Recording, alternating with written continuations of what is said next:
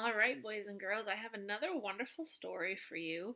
This is called Lost in the Woods. Notice our two O's sitting right next to each other.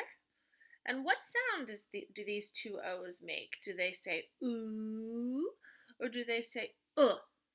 Let's read it again. Lost in the woods. Woods. Right, they say right? Now, if they said ooh, it would be woods. Woods, lost in the woods. And that doesn't make any sense, does it? So sometimes, if we don't know a word, we have to try both sounds that we've learned to figure out which one makes sense. If it sounds weird, then most likely you're using the wrong sound and you need to try the other one. So, lost in the woods. Woods. This is a photographic fantasy. That means that this is not a book that's going to have illustrations in it, which are the pictures that we generally see in books that are pictures because somebody drew them with pencil or paint or watercolors. This is actually a book where somebody used a camera and took a bunch of photos, and that's where we get photographic, because they take photographs with a camera, and they put all of the pictures together, and they created this beautiful story about a little fawn who everybody thinks is lost in the woods. And the little fawn is actually pretty smart, and he listens to his mama, okay? Because his mama tells him exactly what to do, and he listens to her. So this book actually has an award. It is the Mom's Choice Award, honoring excellence, and that's another very prestigious award. This book has do we remember what this is called? Dust jacket or dust cover. Yes, I take it off so that way I don't accidentally tear it. And Carl R. Sams II and Gene Stoic are the people that we need to thank for this book. They are the authors and obviously the photographers. If you take a lot of pictures with a camera, you are called a photographer. Every single one of those words has the word photo at the beginning. So there's photograph, which is the actual picture. There's photographic, which is what this book is because it's filled with lots of photos. And the photographer is the person who is behind the camera taking the pictures. So, now that you've learned something new, I'm going to jump right into this book so I can keep this video as short as possible to make my computer happy. So, Lost in the Woods. I love this book. It's so cute. I love a lot of books. You're just going to have to get over that because I do. Okay, here we go. What a gorgeous 2-page spread this is. All right. The spring frogs, singing with 1,000 trilling voices, were silenced by the morning sun, or the rising sun. Rising sun. So, in case you don't understand what that means, we've all heard peep frogs before, and peep frogs start chirping when the sun's going down. And then they chirp and sing and squawk to each other for hours and hours and hours. And then when it becomes morning, they stop. So the rising sun is the morning. Oh, look. It's a beautiful photograph. Look at that. New life came to the woods before the sun touched the top of the trees. Oh, he slept quietly in the tall grass on the north edge of the meadow, where the trees start the forest. Do you see him? Isn't he cute?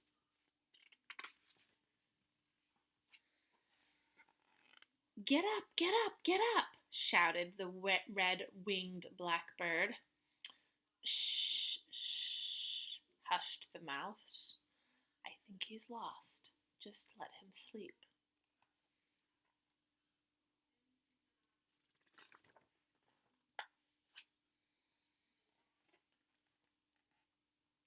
Oh, he's so cute. I have been watching you. You've been alone for a long time, said the chipmunk, stuffing another acorn into his fat cheeks. I hear you're lost. Mama said to wait right here, whispered the fawn. She will come back.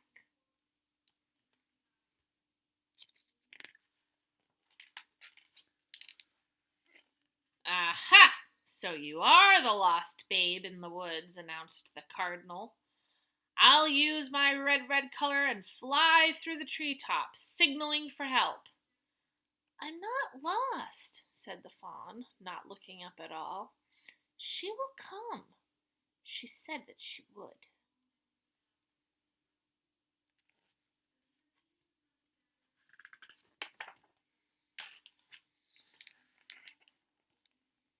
The sun climbed to a higher place in the sky, drying out the morning dew.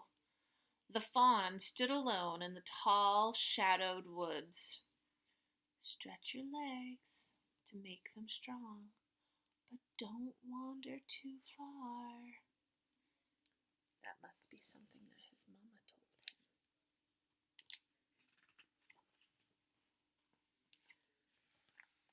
Where did he come from? Should he be here? The goslings jabbered all at the same time. Where is his mother? His ears are so big. Is he dangerous?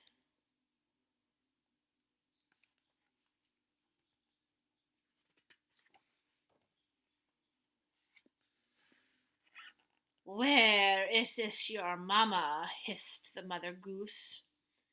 She said she'd be back. She will, called out the startled fawn, turning around towards the woods that seemed larger and lonelier than before.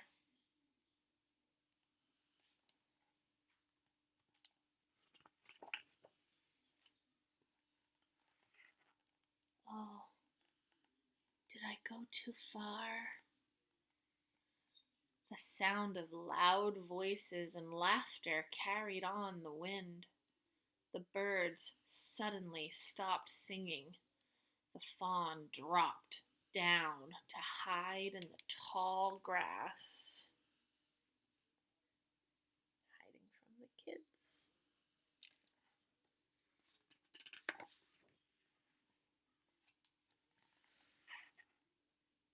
When trouble comes looking for you, lie still, oh so very still. Don't blink an eye, don't twitch an ear. Let your spots work and don't make a sound.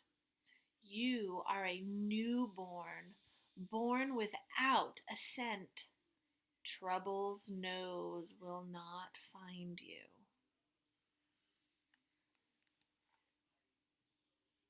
He's good at hiding. He's listening to what his mama taught him. Well done, chirped a voice from nowhere. I can hear you, said the fawn, but I don't see you. That's because I'm the master of camouflage, boasted the tree frog. Green is my color. I find my color and I'm out of sight. Do you see the frog on the tree?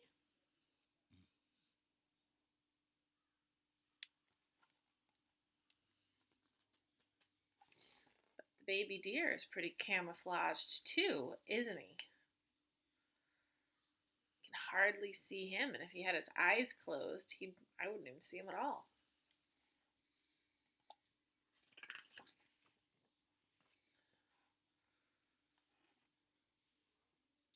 Look how he used his spots. He did, said Katydid, looking down from her leaf.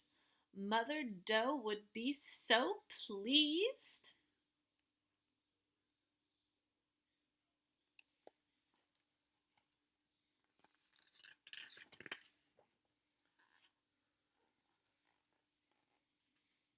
Tut, tut, tut, chattered the squirrel. Do you suppose Spotty's hungry? Tut, tut, tut, not to worry, not to worry. I've tucked them here and there. I've tucked them there hundreds of acorns, sea suns ago. And did I not tell you I do share? Most definitely. Oh, yes, flapped the dragonfly. I'll zoom zoom through the meadow as fast as my wings can fly. I will bring back food. Good idea, said the turtle. I'll just wait right here. Nice little animal. Hoo-hoo, hoo-hoo. Do I see, hooted the little Saw-Whet owl. Someone's moving through my woods. I saw-whet. Who's coming through the woods? Where? Bleated the fawn. Suddenly a shadow darkened the warm sun. Uh-oh, uh-oh.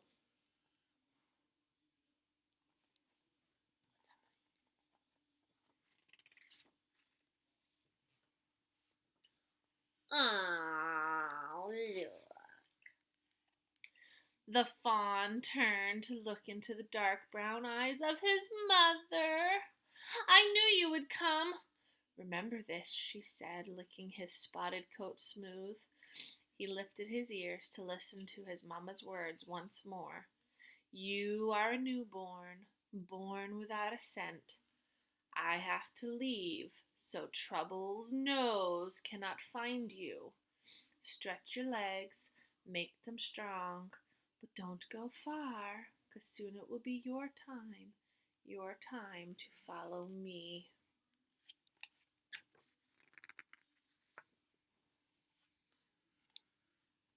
Her words were remembered as he drifted off to sleep.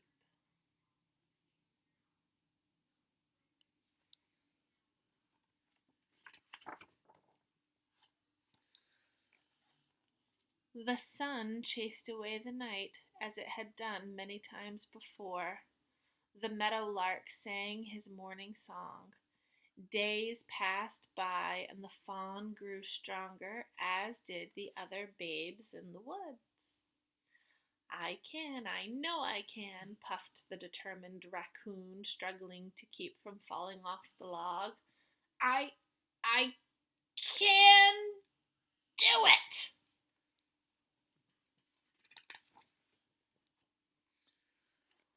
What are you doing? Asked the fawn. Climbing trees. I'm getting good at it too, bragged the little raccoon. Do you climb trees? I don't think I can climb trees, answered the fawn, but my legs are getting stronger.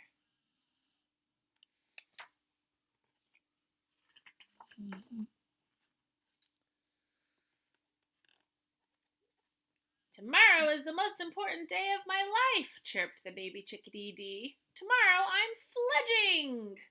You are what? Asked the fawn, wrinkling his nose. Fledging! I'm going to flutter my wings and fly tomorrow. I need to work on a few wobbles and then I'll fly up there with the big birds. A great, great day indeed. When do you fledge? I don't know if I can fly, said the puzzled fawn, but I think my time is near.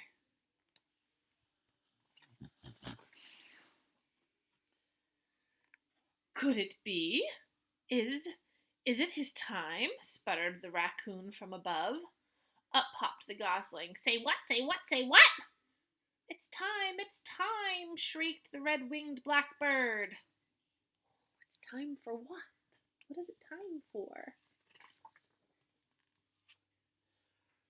Ready? Asked Mother Doe. There is so much to see. Yes! It's time! I'm ready!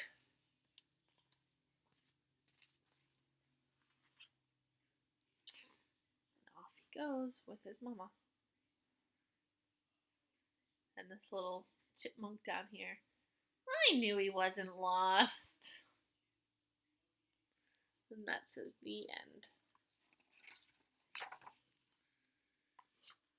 Oh, can you turn through the pages and help me find my friends? They are lost in the woods. Look. You can go back and look at all the pictures. There's the tiger swallowtail, a toad, a chipmunk, a caterpillar, a grasshopper, a cottontail rabbit, a white-footed mouse, the ground squirrel, the 13-lined ground squirrel, a dragonfly. Go back in the book and find them. I think Lost in the Woods is amazing. I think little deer, or fawns, as they are actually called, a baby deer is called a fawn, have a remarkable gift because they have no scent, which means they have no smell when they are newborns, when they're little. So that means that predators like wolves and coyotes and bear can't sniff them out because they don't smell like anything. But Mama has a scent. So Mama knows that she has to stay away from her baby a little while, because if the predators find her because she has a scent, then the predator finds her baby. So Mama teaches the baby to just stay still and sleep and rest and grow and stretch your legs every once in a while to get them strong, but then go back down and use your spots to blend in. And surely enough, when the baby is ready and big and strong enough to be able to run away, he can go off with Mama. But for a little while, he has to stay by himself. And she comes back in the morning and at nighttime to feed him. But then that's it. Then she has to go away again. So she has to go away to protect her baby. And they just know what to do. And I just think that's beautiful. Lost in the woods, but not really lost, is he? No. All right, I hope you enjoyed that beautiful story. Bye.